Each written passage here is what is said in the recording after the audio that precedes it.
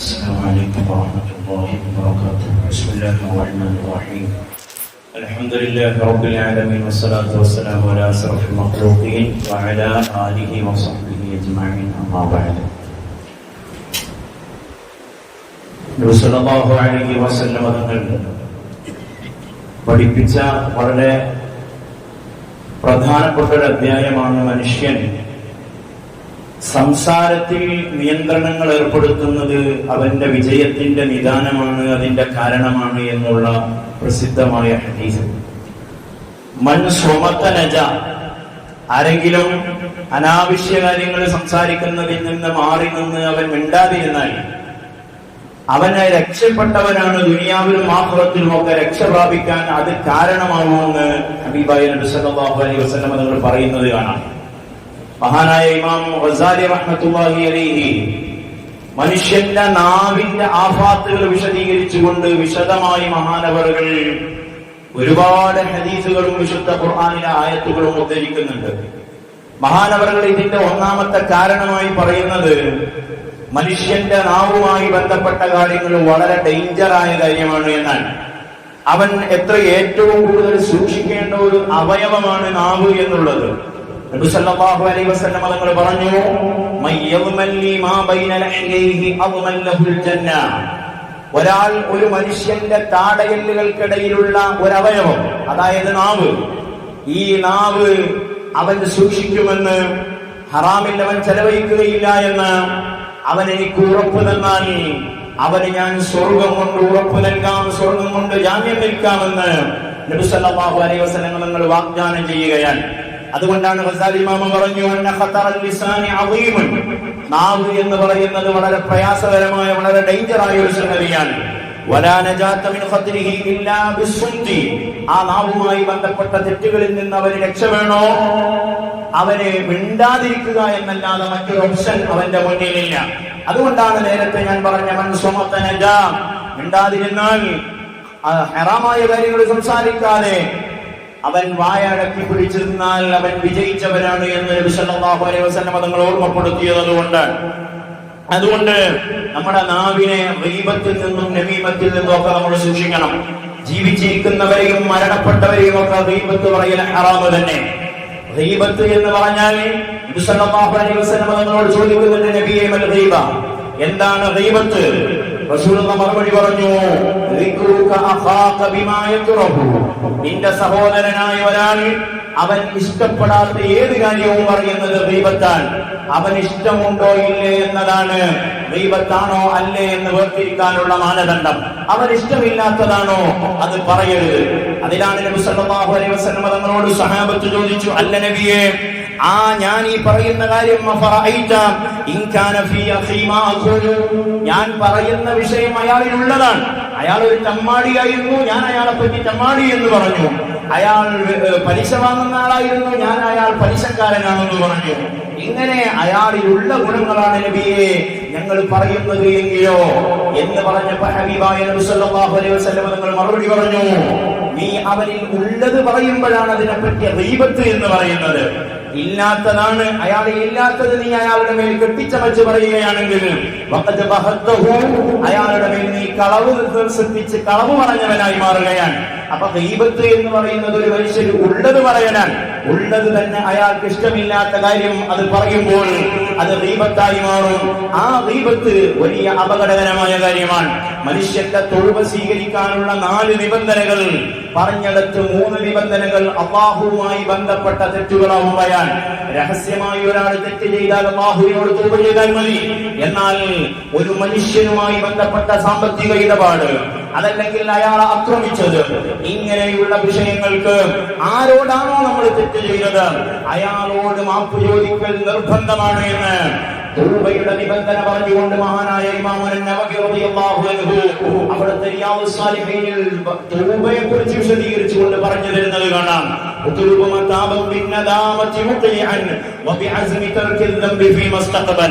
ഒരു മനുഷ്യൻ ചെയ്യുന്ന തെറ്റുകളിൽ നിന്നുള്ള തൗബയുടെ അടിസ്ഥാനം അവന് ഖേദപ്രകടനവും ഇനി ഞാൻ അതിലേക്ക് മടങ്ങുകയില്ല എന്നുള്ള ദൃഢമായ ആ മനസ്സിൽ അവനത് കൊണ്ടുവരാനാണ്.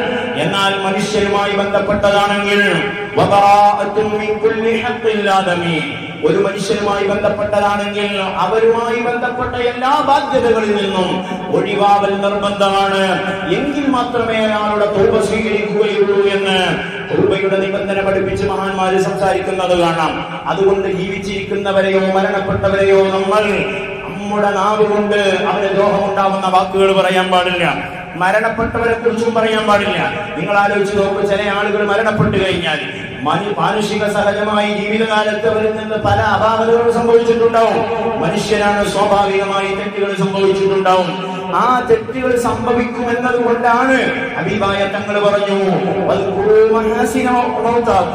നിങ്ങളിൽ നിന്ന് മരിച്ചവരുടെ നന്മകൾ നിങ്ങൾ പറയണം, അവരുടെ തിന്മകൾ, അവരുടെ തെറ്റുകൾ, ആ തെറ്റായ കാര്യങ്ങളിൽ നിന്ന് നിങ്ങളെ നാവിനെ നിങ്ങൾ തടഞ്ഞു വെക്കണമെന്ന് നബി സല്ലല്ലാഹു അലൈഹി വസല്ലം തങ്ങൾ പഠിപ്പിക്കുന്നത് എന്തുകൊണ്ടാണ്? മരണശേഷം ഒരാൾക്ക് ന്യൂനതകൾ ഉണ്ടെങ്കിൽ ആ ന്യൂനതകളെ മറച്ചു വെക്കുകയും അവന്റെ നന്മകൾ മാത്രം പറയുകയും ചെയ്യുക. മരിച്ചാലും അവരെ വെറുതെ വിടാതിരിക്കുന്ന ഒരു സ്വഭാവം നമ്മളിൽ ഉണ്ടാവാൻ പാടില്ല. വലിയ ഗൗരവകരമായി നമ്മൾ ചിന്തിക്കേണ്ട ഒരു വിഷയമാണ്. ഒരു മുസ്ലിമായ ഒരു മനുഷ്യനെ കുറിച്ച് നമ്മുടെ മനസ്സിൽ എന്തെങ്കിലും ഒരു മോശപ്പെട്ട വിചാരം വന്നാൽ പോലും മഹാനായ ഹുജ്ജത്തുൽ ഇസ്ലാം അബൂ ഹമദ് അൽ ഗസാലി തങ്ങൾ പറയുന്നു, നോക്കൂ, വമഹ്മാ ഖതറ ലക ഖാതിറു ശൂഇൻ അലാ മുസ്ലിം, ഒരു മുസ്ലിമായ മനുഷ്യനെ കുറിച്ച് നിന്റെ മനസ്സിൽ ഒരു വേണ്ടാത്ത വിചാരം വന്നു കഴിഞ്ഞാൽ ഫയംബഗി അൻ തസീദ ഫീ മുറാഅതിഹി, അയാളുടെ വിഷയത്തിൽ നിന്റെ മനസ്സിൽ ഇങ്ങനെ അയാളോടുള്ള പരിഗണന കൂടുതൽ അയാളെ പരിഗണിക്കുകയും അതോടൊപ്പം നല്ല രൂപത്തിൽ അയാൾക്ക് പ്രാർത്ഥിച്ചു കൊടുക്കുകയും ചെയ്യുക. ഒരു മനുഷ്യനോട് നമുക്കൊരു മോശമായ വിചാരം മനസ്സിൽ തോന്നിയാൽ അയാൾക്ക് വേണ്ടി നമ്മൾ ദുആ ചെയ്യുകയും അയാളെ വളരെ സൗഹാർദ്ദത്തോടെ സമീപിക്കുകയും ചെയ്യുക എന്ന് മഹാനവറുകൾ പറയുകയാണ്. എന്താണ് കാരണം? ശൈത്താനിന് നമുക്കൊരാളോട് ദേഷ്യം തോന്നുമ്പോ അയാൾക്ക് വേണ്ടി നമ്മൾ ദുആ ചെയ്താൽ ആ ദുആഇന്റെ ഫലമായി ശൈത്താനിന് ദേഷ്യം വരികയാണ്. അങ്ങനെ വരുമ്പോ ശൈത്താൻ നമ്മുടെ ഖൽബിനെ പേൽപ്പിക്കുന്നത് കുറഞ്ഞു പോകും. കാരണം ഒരാളെ നമ്മൾ മാനസികമായി അല്ലെങ്കിൽ നമ്മുടെ മനസ്സിനുള്ളിൽ അയാളോട് എന്തെങ്കിലും ഒരു വിഷമമുണ്ടെങ്കിൽ നമ്മൾ സ്വാഭാവികമായിട്ടും ഒരു ഖൈറായ പ്രവർത്തനമാണ് ചെയ്യുന്നത്. അങ്ങനെ വരുമ്പോൾ ശൈത്താൻ നമ്മളിൽ നിന്ന് ഓടിയകലും. കാരണം ഇയാളുടെ മനസ്സിൽ എന്തെങ്കിലും വേണ്ടാത്ത വിചാരങ്ങൾ വരുമ്പോൾ അയാൾ നന്മയാണ് ചെയ്യുന്നത്. അതുകൊണ്ട് അത്തരം പ്രവർത്തനങ്ങളിൽ നിന്ന് ശൈത്താൻ മാറി നിൽക്കുമെന്ന് മഹാനായ ഇമാം ഗസാലി റഹ്മത്തുള്ളാഹി അലൈഹി പറയുകയാണ്. എന്നിട്ട് മഹാനവറുകൾ വിശദീകരിക്കുന്നു, ഒരു മുസ്ലിമായ മനുഷ്യന്റെ ഒരു ന്യൂനത നീ നിന്റെ ജീവിതത്തിൽ അറിയാതെയോ അറിഞ്ഞോ നിനക്ക് കണ്ടാൽ, നീ മനസ്സിലാക്കിയാൽ, നിനക്ക് വ്യക്തമായ തെളിവുകളോടുകൂടെ തന്നെ ഒരാളുടെ ന്യൂനത, ഒരാളുടെ ഒരു വസ്ത്രത്തരം, അയാൾ സമൂഹത്തിൽ ചെയ്യുന്ന മോശപ്പെട്ട കാര്യം നീ അറിഞ്ഞാൽ, മഹാനവറുകൾ പറയുന്നു, അയാളെ രഹസ്യമായി നീ ഉപദേശിക്കണം. പരസ്യമായി ഉപദേശിക്കാൻ അർഹതയില്ല. ശൈത്താനിന്റെ വഞ്ചനയിൽപ്പെടുത്തി അയാളെ ഗീബത്ത് പറയുന്ന അവസ്ഥയിലേക്ക് നീ പോകുന്ന സാഹചര്യം ഉണ്ടാവരുത്. എന്നിട്ട് മഹാനവറുകൾ പറയുന്നു, ആ മനുഷ്യനെ ഉപദേശിക്കുകയാണെങ്കിൽ പോലും അവിടെയും മഹാനവറുകളുടെ ഉപദേശം,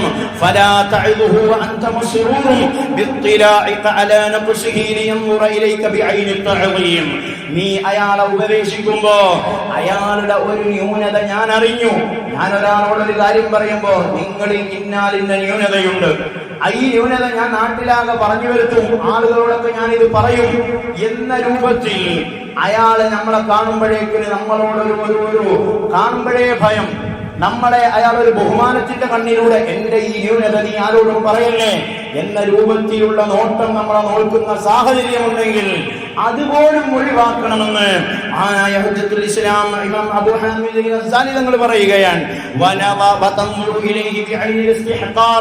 അയാളെ നിസാരപ്പെടുത്തുന്ന രൂപത്തിൽ നീ ഒരു തെറ്റ് ചെയ്താൽ ആ തെറ്റിങ്ങനെ കാണുമ്പോഴേക്ക് അല്ലെങ്കിൽ അയാളെ കാണുമ്പോഴേക്ക് ഒരു മോശപ്പെട്ട രൂപത്തിലുള്ള നോട്ടം നോക്കുക, ആ നോട്ടം പോലും നോക്കാൻ പാടില്ല എന്ന് മഹാനവറുകൾ പറയുകയാണ്. എന്നിട്ട് അവിടുന്ന് പറഞ്ഞു, വലിയ നീ അയാളെ ഉപദേശിക്കുമ്പോൾ നിന്റെ വിചാരം, മനസ്സിലുള്ള ചിന്ത,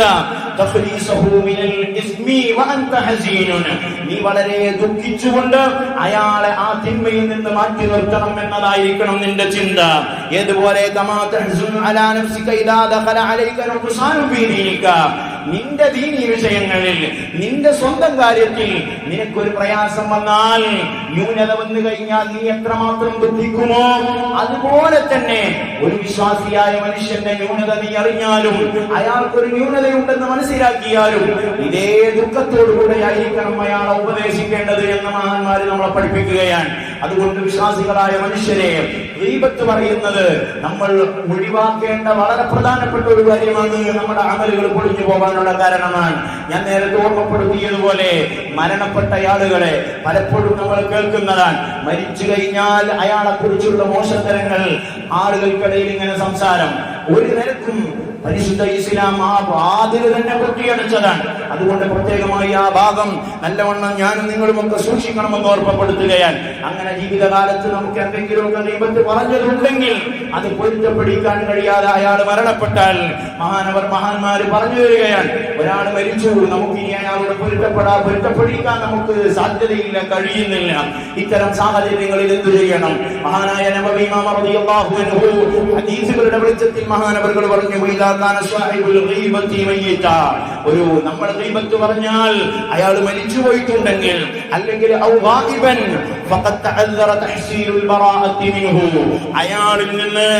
അയാളിൽ നിന്ന് നമുക്ക് പൊരുത്തം ചോദിക്കാൻ പറ്റുന്ന സാഹചര്യത്തിലല്ല അയാൾ, വിദൂര രാജ്യത്തേക്ക് അയാൾ പലായനം ചെയ്തിട്ടുണ്ട്, അല്ലെങ്കിൽ അയാൾ മരിച്ചു പോയിട്ടുണ്ട്, ഈ രൂപത്തിലാണ് നീ ഗീബത്ത് പറഞ്ഞ ആളുള്ളതെങ്കിൽ മഹാന്മാര് പറഞ്ഞു, അയാൾക്ക് വേണ്ടി ധാരാളമായി ഇസ്തിഗ്ഫാർ ചൊല്ലുകയും അയാൾക്ക് വേണ്ടി ദുആ ചെയ്യുകയും ചെയ്യുകയാണ്. അങ്ങനെ നമ്മൾ ഗീബത്ത് പറഞ്ഞ ആളുകൾ മരണപ്പെട്ടിട്ടുണ്ട് എങ്കിൽ നമ്മൾ ചെയ്യേണ്ടത് അവരുടെ ഖബറുകൾ ചെന്ന് സിയാറത്ത് ചെയ്യുകയും അവർക്ക് വേണ്ടി യാസീൻ ഓതി ദുആ ചെയ്യുകയും ഒക്കെ ചെയ്യുന്നതാണ് അതിലുള്ള പ്രതിവിധി എന്ന് മഹാന്മാർ പഠിപ്പിക്കുകയാണ്. നമ്മൾ സ്വയം ഹസനാത്തുകൾ വർദ്ധിപ്പിക്കുകയും ചെയ്യുക. അതുമൂലം നമ്മൾ ആ ചെയ്തു പോയ തെറ്റ് അല്ലാഹു തആല പുറത്തു തന്നേക്കാം. അതുകൊണ്ട് നമ്മൾ എപ്പോഴും ജീവിച്ചിരിക്കുന്ന ആളുകളോട് എന്തെങ്കിലും ചെയ്തിട്ടുണ്ടെങ്കിൽ അത് പൊരുത്തപ്പെടിക്കണം. ഒരൊറ്റ കാര്യം കൂടെ പറഞ്ഞ് ഞാൻ അവസാനിപ്പിക്കുകയാണ്. അങ്ങനെ ഒരു മനുഷ്യൻ നമ്മളോട് പൊറുക്കലിനെ ചോദിച്ചാൽ, നമ്മളോട് ആരെങ്കിലും വന്നിട്ട് നമ്മളോട് നിങ്ങൾ പൊരുത്തപ്പെട്ടു തരണം എന്ന് പറഞ്ഞാൽ എന്താവണം ഒരു മുസ്ലിമായ മനുഷ്യന്റെ സമീപനം? മഹാന്മാര് പഠിപ്പിക്കുന്നത് കാണാം. വിശുദ്ധ ഖുർആനിലെ നിരവധി ആയത്തുകൾ ഇതുമായി ബന്ധപ്പെട്ട് നമുക്ക് പറയാൻ കഴിയും. വലാകിൻ യുസ്തഹബ്ബു ലഹു, ഒരു മനുഷ്യൻ നിന്റെ അടുക്കൽ വന്നാൽ, ഇഅലം അന്നഹു യുസ്തഹബ്ബു ലിസാഹിബിൽ ഗൈബത്തി അയ്യുബരിഅഹു മിൻഹാ, എന്നെ ഗീബത്ത് പറഞ്ഞവർക്കൊക്കെ ഞാൻ പൊരുത്തപ്പെട്ടു കൊടുത്തു എന്ന മനസ്സായിരിക്കണം ഒരു മുസ്ലിമായ മനുഷ്യന്റേത്. വലാ യജിബു അലൈഹി ദാലിക, പക്ഷെ അവനത് നിർബന്ധമായി ചെയ്യേണ്ട കാര്യമല്ല. എന്നെ ഗീബത്ത് പറഞ്ഞ ആളുകൾക്കൊക്കെ ഞാൻ പൊരുത്തപ്പെട്ടു കൊടുത്തു എന്ന് നമ്മളത് നിർബന്ധമുള്ളതല്ല, പക്ഷേ അത് ചെയ്യലാണ് ശക്തമായ സുന്നത്ത് എന്ന് മഹാനായ ഇമാം നബവി തങ്ങൾ പറയാൻ കാരണം, ഇയാളെ കുറ്റം പറഞ്ഞാൽ അത് പൊരുത്തപ്പെട്ടു കൊടുക്കണോ വേണ്ടേ എന്ന് തീരുമാനിക്കുവാനുള്ള അധികാരം അയാൾക്കുണ്ട്. പക്ഷേ ആ അധികാരം നല്ല നിലക്ക് ഉപയോഗപ്പെടുത്തലാണ് ഖൈർ. എന്നിട്ട് മഹാനവറുകൾ പറയുന്നത് കാണാം, അല്ലാഹു ഖുർആനിൽ പറഞ്ഞല്ലോ, വൽ കാദിമീനൽ ഗൈദ വൽ ആഫീന അനിന്നാസ്, മുത്തഖീങ്ങളെ അടയാളം പറഞ്ഞെടുത്ത് ജനങ്ങൾക്ക് ധാരാളമായി പൊരുത്തപ്പെട്ടു കൊടുക്കുന്നവരായിരിക്കും അവർ എന്ന് ഈ ആയത്തിനെ വിശദീകരിക്കുകയാണ്. എന്നിട്ട് മഹാനവറുകൾ പറഞ്ഞു, അങ്ങനെ ഒരു മനുഷ്യന് നിന്നോടെങ്ങാനും നിന്നെ ഗീബത്ത് പറഞ്ഞതായിട്ട്, കുറ്റം പറഞ്ഞതായിട്ട് നീ അറിഞ്ഞാൽ, അയാൾ എന്നെ ചീത്ത പറഞ്ഞത്, എന്നെ ഗീബത്ത് പറഞ്ഞത് അത് കഴിഞ്ഞു പോയിട്ടുണ്ട്. ഇന്നലെ അയാൾ എന്നെ കുറ്റം പറഞ്ഞു, ആ കുറ്റവും ഇനി ഞാൻ അതിനെ കുറിച്ച് സംസാരിച്ചിട്ട് കാര്യമില്ല. വലാ സബീല ഇലാ റഫഇഹി, ഇനി അതിനെ കുറിച്ച് ചിന്തിച്ചിട്ട് കാര്യമില്ലല്ലോ.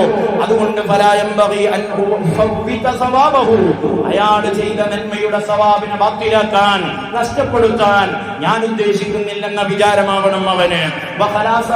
മുസ്ലിം, എന്റെ മുസ്ലിമായ എന്റെ സഹോദരനെ അവൻ ഞാൻ കാരണം നരകത്തിൽ കടക്കരുത് എന്ന ചിന്തയായിരിക്കണം അവന്. എന്നിട്ട് വിശുദ്ധ ഖുർആനിൽ ആയത്ത് പറഞ്ഞു, നിങ്ങളെപ്പോഴും മാപ്പ് ചെയ്യുക എന്ന കാര്യം മുറുകെ പിടിക്കണം. നല്ല കാര്യങ്ങളെ കൊണ്ട് കൽപ്പിക്കണം. വിവരമില്ലാത്തവർ നിങ്ങളെ വല്ലതും പറയുന്നുണ്ടെങ്കിൽ നിങ്ങൾ അവരിൽ നിന്ന് തിരിഞ്ഞു കളയണം എന്ന് പറഞ്ഞ ശേഷം മഹാനവറുകൾ ഒരു ഹദീസ് ഉദ്ധരിക്കുന്നു, അല്ലാഹു ഫീ ഔനിൽ അബ്ദി മനുഷ്യനെ അള്ളാഹ് സഹായിച്ചുകൊണ്ടേയിരിക്കും. അവൻ അവന്റെ സഹോദരനെ സഹായിക്കുന്ന സമയത്തോളം, ഇത് ഭൗതികമായ സഹായമായാലും ആത്മീയമായ സഹായമായാലും. ആത്മീയമായ സഹായമാണ് നമ്മൾ ഒരാൾക്ക് അയാൾ നമ്മളോട് ചെയ്ത തെറ്റ് പൊരുത്തപ്പെട്ടു കൊടുക്കുക, പുറത്തു കൊടുക്കുക എന്നത്. അത് അയാൾക്ക് നാം ചെയ്തു കൊടുക്കുന്ന സഹായമാണ്. എങ്കിൽ അല്ലാഹുവിന്റെ സഹായം നമ്മളിലും ഉണ്ടാവുമെന്ന് നബി സല്ലല്ലാഹു അലൈഹി വസല്ലം തങ്ങൾ പറയാൻ. ഇമാം ശാഫിഈ തങ്ങൾ ഈ ഹദീസിന്റെ വെളിച്ചത്തിൽ മഹാനവറുകൾ പറഞ്ഞു, മനിസ്തുദിയ ഫലം യർഫഹു ശൈത്താൻ. ഒരാളോട് ആരെങ്കിലും എനിക്ക് പൊരുത്തപ്പെട്ടു തരണം, നീ എനിക്ക് മാപ്പ് ചെയ്തു തരണം എന്ന് പറഞ്ഞിട്ട് അയാൾ അത് ചെയ്തില്ല എങ്കിൽ അയാൾ ഒരു കുട്ടി ശൈത്താനാണ്, അയാൾ ഒരു ശൈത്താനാണ് എന്ന് ഇമാമുന ശാഫിഈ റളിയല്ലാഹു അൻഹു പഠിപ്പിക്കുമ്പോൾ, നമ്മൾ ആരെങ്കിലും പറഞ്ഞിട്ടുണ്ട് എങ്കിൽ അത് പൊരുത്തപ്പെട്ടു കൊടുക്കുകയും മറ്റുള്ളവരെ നമ്മുടെ നാവിൽ നിന്ന് മറ്റൊരാളെയും ഗീബത്ത് പറയുന്ന സാഹചര്യം നമ്മൾ ഉണ്ടാക്കാതിരിക്കുകയും ചെയ്യുക. അല്ലാഹു തആല നമുക്കൊക്കെ അതിന് തൗഫീഖ് നൽകി അനുഗ്രഹിക്കുമാറാവട്ടെ. നമ്മുടെ നാവിനെയും അവയവങ്ങളെയും ഒക്കെ ഹറാമിൽ നിന്ന് കാത്തുരക്ഷിക്കാൻ അല്ലാഹു തആല നമുക്കൊക്കെ തൗഫീഖ് നൽകി അനുഗ്രഹിക്കുമാറാവട്ടെ. അത്തരം സാഹചര്യങ്ങളിൽ നിന്ന് നമുക്ക് അല്ലാഹു തആല സലാമത്ത് നൽകി അനുഗ്രഹിക്കുമാറാവട്ടെ. വആഖിറു ദഅവാനാ അൽഹംദുലില്ലാഹി റബ്ബിൽ ആലമീൻ.